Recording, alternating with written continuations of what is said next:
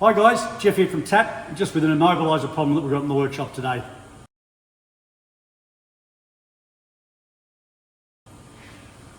Okay, car's been presented to us with a no start situation, so no cranking, no firing up.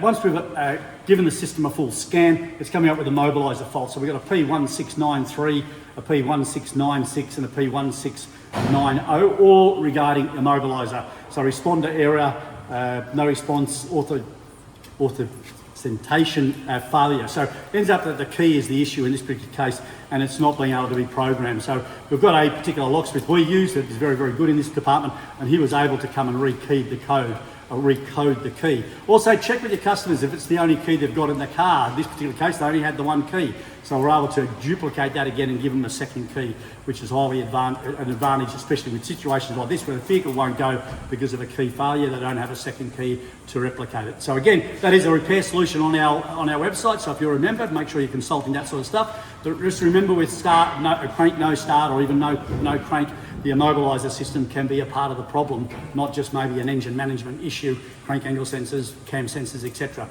So making sure that you're checking the immobilisation, etc. and keys. If you're servicing vehicles, etc., as we do in our workshop, if the customer's got more than one key request, they bring them in when they service the car. You can then check the fob batteries, replace them, check that it all works, making sure that if and when they need that second key, it's going to work for them. Hope that helps you out, and we'll see you next time.